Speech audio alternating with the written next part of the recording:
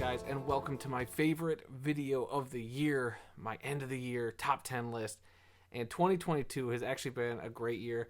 I'd even say maybe even a step up from last year, just in terms of the number of good grades I've given out on my channel to films. Granted, haven't been able to see everything, but I think I've compiled a great list that I'm very proud of, a bunch of films that I love, and hopefully, you guys will check it out, and I'm very curious what you guys will think. But as usual, guys, I'm going to ask you at the start of the video if you could hit the like, if you could hit the subscribe, and if you could hit the bell notification buttons, cover all those bases. Be notified whenever I got new videos. It helps the channel out. And also, going to ask you right up front, leave your top 10 lists down in the comments below. I'm very curious what your guys' lists are. That's my favorite thing, just because everybody's going to have different top 10 lists. And I've already seen some friends with their top 10 lists, and we've got a couple things here and there that are the same, but then like a majority of our lists are so different, and that is what makes films so great and beautiful, is that we can all have different, perspectives on films, and they just place differently for all of us. I just love this time of the year when I get to see everybody's lists. And without further ado, let's get into my list. All right, starting my list off at number 10. This was a toughie. It literally was between this and another film, and I'm not doing an honorable mention this year, so I had to make the tough decision, and I think I landed on a good decision here. I'm going to go with Bullet Train as my number 10 film of 2022. Now, Bullet Train was a film, the trailer seemed really fun. It was the middle of the summer, and we really hadn't gotten that big, fun kind of action movie that I think satisfied, a majority of people. There's a lot of stuff that divided a lot of people. I think Bullet Train delivers. Brad Pitt's great in it. It's got a great ensemble cast, and there's a couple of characters in there played by Aaron Taylor Johnson, and I'm going to blank on his name at the top of my head, but he plays his brother in the film. They just have great chemistry in the film. They're a lot of fun. Great action, great comedy. It blended really well in this really fun, stylized action movie, and definitely, lasted long enough to make my top 10 list. So there you go. All right, number 9 on my list is a film I've recently seen. One that I wasn't quite sure if it would make my list or not, but the more I've thought about it, and then when I gave it its grade, I was like, all right, I guess it's going to make the list. And that's number 9's The Whale. A film, like I said during my review, is a great acting performance by Brendan Fraser. Brendan Fraser knocks it out of the park. He carries this movie on his shoulders, and it's a really well done performance. I think overall, though, is going to be the greatest movie a lot of you guys see. Maybe not. Depends on your taste. It still got the problems that I felt like when I saw it, which was the blocking was one big thing in there that I wasn't crazy about. But Aronofsky does a lot of other good stuff in this film that I really admired it. And the more I thought about it, the more I was like, this was one of the better films I'd seen this year. Even if it was light on story, it was filled with character stuff. And I'm really, really into character stuff. So The Whale will sit at number 9. At number 8, we got a film that was a very big pleasant surprise. I wasn't sure what to expect when I saw it. And that's Marcel the Shell with Shoes On. This fun, wonderful little indie comedy, mockumentary style about a little shell named Marcel who's going around trying to find his family. And it's really, really sweet. It's really profound at times. And it's just a breath of fresh air when it comes to all these movies we've had coming out. You get your dark, depressing stuff. You get your heavy superhero crud. And this comes along and just kind of sweeps you off your feet. It is a pleasant surprise. It is a palate cleanser. It is one of the sweetest films you will see this year. And I couldn't rave about this enough to my friends. I think a lot of people gave me side-eye, like, really, that movie was good? It was really good. And I definitely think everybody should check it out. That's why it's on my list. All right, and number 7 is a film I know not a lot of people saw, but it's a film that as soon as I saw it, I was like, this is one of the best little indie comedies I'd seen this year. And it's also got a little bit of mystery to it, and that is B.J. Novak's Vengeance. It's his directorial debut. He wrote this thing, he stars in this thing, and it is just really a good time. It does take a couple minutes to kind of settle in and kind of get its footing, but once you're in it, it is a really well done film. A lot of great quippy dialogue, and I think Novak covers a lot of interesting stuff in his movie, and a lot of people might overlook it, but I think it is one of the sharpest written films this year.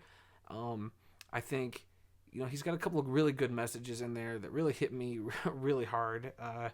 And Ashton Kutcher delivers a great performance in this as well. And anytime him and BJ Novak are on screen together, there is great chemistry. There is just a great, you're just locked onto the screen when they're on there together. So Vengeance is one I would hope a lot of people check out if you haven't yet. All right, number 6 is going to be one a lot of people saw. It made a ton of money, and that is Top Gun Maverick is my number 6. And, you know, what can I say? This film, I saw it a couple times in IMAX, and this film blew me away. On the whole, though, it is, you know, your typical kind of whatever kind of action movie. It did kind of meander at times, but boy, oh boy, when it gets to that last 40 minutes and you get into that action scene at the end, I was sold. I was completely into it, and it is the best third act probably of the year still. And I wish I could have gone and seen it again. It was playing in IMAX recently, and I missed my shot to go see it. But it is a great time, I think, from start to finish. You know, it hits all the nostalgia buttons, but it is also just a great movie. It's why everybody went out and saw it in theaters, and in the way that you're supposed to see them, in a movie theater, you know, with an audience. And this was your stereotypical popcorn movie that everybody's going to go out and enjoy, and it delivered. And I think Tom Cruise nailed it here, and I was leaving the theater buzzing and really happy I saw this, and I'm really happy it made it onto my list. Number 5 is a film that did not make it to theaters, which is really weird because, you know, this should have gotten a theatrical run. It was kind of one of those films that you'd heard about, and they said it was going to be made exclusively for a streaming service, and I had no really I had no expectations for this thing whatsoever. So when my number 5 film, Prey, got onto Hulu, and I sat down to watch it, I was blown away by how good this thing was.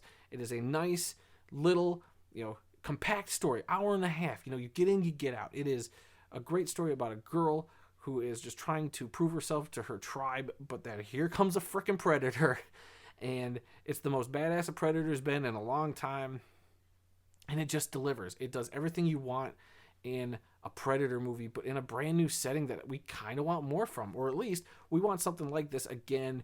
A lot of people want it in different time periods. I kind of want to see more with this girl, but I'd be cool with more Predator stuff, and I would have been really cool if this would have been in a theater.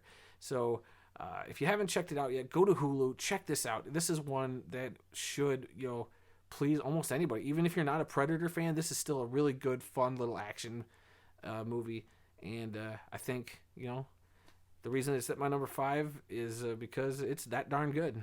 All right.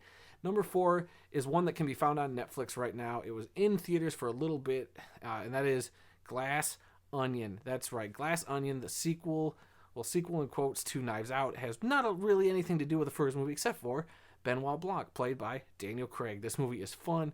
It's energetic. It has got so much style and substance to it that, you know, I've seen it a couple times now, and yeah, I'm very happy it made my list.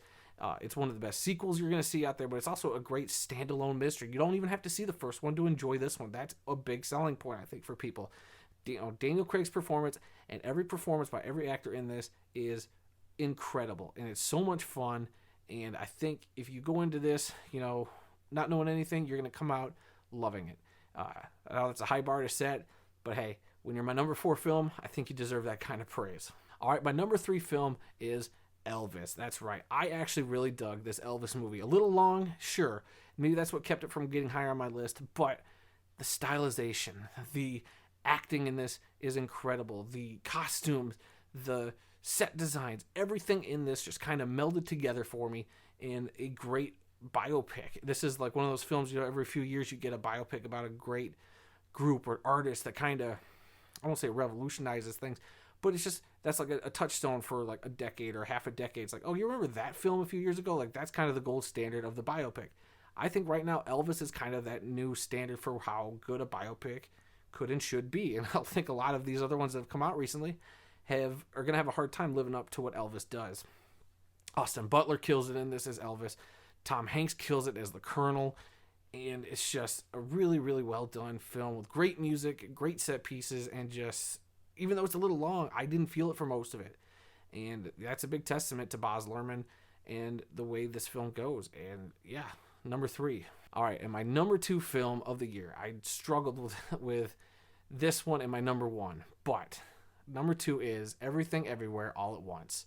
The hype is real. This was A very weird little indie movie that was kind of coming out and nobody really knew what it was going to be about. And you see the trailers and it seemed like it was all over the place. And while this movie is literally all over the place, it's such a good time. It is such a great story because at the core of it, it is about this one person and her lot in life and how that affected other people in her life. And then it's that domino effect to the multiverse, to all these other lives and decisions that happened, and how, all these different lives go, and just the craziness that, kind of happens on top of that.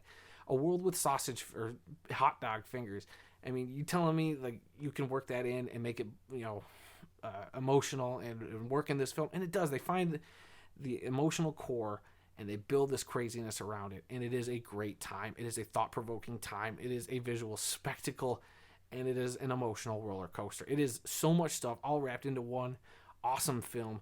And, I hope more people go out and see it. It was a smaller release. It's A24's highest grossing film of all time, I believe, at the moment. I don't know if The Whale's going to surpass it or not, but A24 has been killing it. They had this and The Whale, several other stuff this year. A24 is just absolutely killing it when it comes to their movies.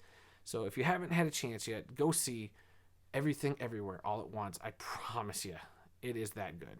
And to maybe not a whole lot of people's surprise, number one is The Batman. Yes, I am a Batman fan, and I really try to keep my Batman bias out of my movie reviews and when I rank stuff. So I can't help but tell you that nothing beat it. As soon as I saw it 5 times in the theaters. I was gushing over it. I loved every single frame of this movie from start to finish. I will admit its flaws, which is its length, and maybe a couple of performances weren't 100%, but everything was awesome. I had no real issues with this, other than little tiny quibbles here and there, which made for my best movie of the year, favorite movie of the year. It's just the score. Got snubbed from the Oscars. I'm really upset about that right now, but the score is incredible. I can listen to that on its own and get chills listening to it. Your Robert Pattinson kills it as Bruce Wayne Batman. Paul Dano is the Riddler. Colin Farrell is the Penguin, unrecognizable. And Zoe Kravitz as Catwoman. And the list goes on and on. A stellar cast. Stellar sets. The mood is just palpable the whole time through. And you hear a lot of filmmakers and people say the city or the setting is a character also in this film. Finally, I think a Batman film since 1989 or 1992, Gotham City does actually feel like a character on top of the cast, and it's awesome. And Matt Reeves does a great job with this.